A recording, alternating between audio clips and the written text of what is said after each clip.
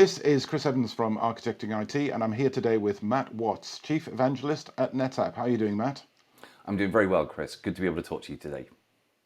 So we're going to talk about financial, Matt, now, and I think a lot of the other topics we've been talking about actually come down to finances. Finances is a big part of this. But I'd like to start by just talking about data center and the costs of building your own data center, deploying your own infrastructure, managing it, and so on. If we look at where we are today, energy costs are rising. People are much more focused on things like CO2 emissions. It's actually becoming a really irritating task to run your own data center, and the costs are escalating and obviously quite variable. So, using a hybrid strategy and pushing some of your data into the cloud allows you to mitigate, I think, some of the financial costs of building and managing your own infrastructure. And I think that's definitely becoming more important than it ever was.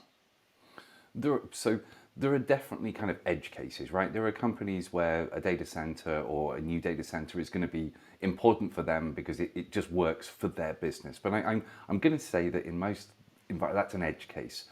If I think about every company that I talk to, from the largest of the large to the smallest of the small, whether it's a data center or a data cupboard, frequently what people are saying to me is we want out of this. These are big, expensive, you know, facilities that you have to amortize over such a long period of time. So people are looking at that and quite rightly are saying, do we really want that? Because that sits on your books. Yeah. That's a depreciating asset that you have to carry forward with you. So I think an awful lot of companies are now just looking at it and saying, when the costs are that high, either from an initial investment or just the kind of operating costs on an ongoing basis, most people that I talk to kind of want out of that business. I think data centers are not the luxury item that people aspire to have. I think they're one of those things that people really want someone else to worry about. Yeah, I've been involved in building a few actually. Not physically. I mean, I didn't get out and put the bricks and the mortar down personally, but when it came to actually looking at the storage side and things like the infrastructure of cabling and fiber channel, a huge amount of work in deciding how to do it. And I've been involved in looking at data centers that have been in place for a long time, and it's amazing how out of whack they get. You end up with such a mess in them that a lot of vendors end up starting again and then trying to clear the mess up. So very quickly, you can end up in a real mess with data center planning, design, and costs escalate massively. So I'm not surprised to hear that people want to get out of the data center business. But that's one aspect of the financial side of things. The other side of that is we talked a little bit there about things like sustainability, and now people are focused on things like CO2 emissions. If you look at the public cloud providers, they're very much focused on generating green electricity now, low CO2. I think a lot of data centers are placed by places where they can get cheap electricity or generated by natural resources. So there's an ecological focus from the cloud providers to do the right thing as part of this.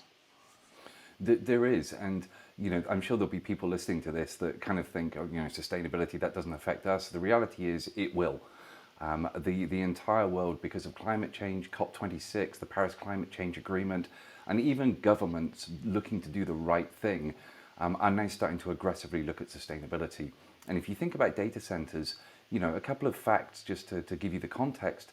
Data centers currently consume between 1 and 2% of the world's electricity.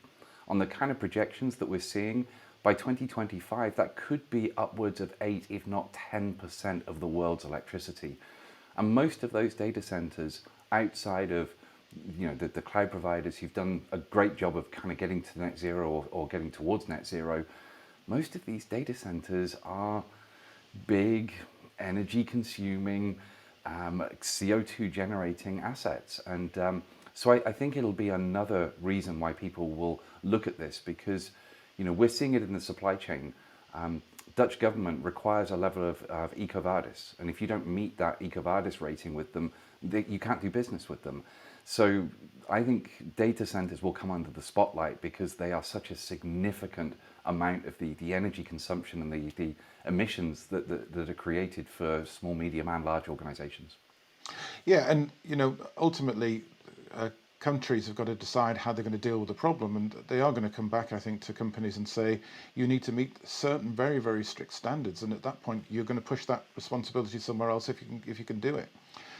I think within the hybrid side of things, though, there are many other aspects of the financial benefits. You're pushing people towards an OPEX model. If you're using a hybrid cloud, you're perhaps diverting costs away from buying infrastructure that you might not use because of other things like supply chain.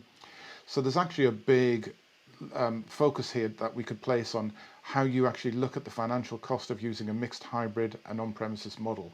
And I think if you're clever about it, if you're smart about it and understand your requirements from business, you've got the understanding about how you can go and best both mitigate some of those challenges around running data centers, but actually use the right technology at the right time.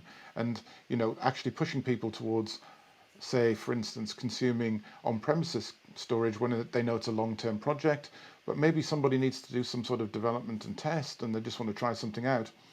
Much easier to push them into the cloud where they can give those resources back after a couple of weeks or months and really sort of cut down on their costs and really keep that tight.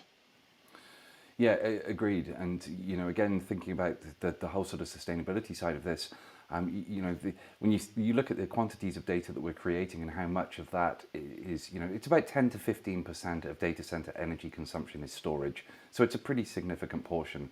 So again, I think moving to the cloud, we know that all the forecasts say a lot more of the data will move to the cloud, because especially as data as it ages, why would we have that sitting in our data centers, being powered, being fed, being watered, when actually we could move it into a cloud provider where we reduce a lot of the impact of that.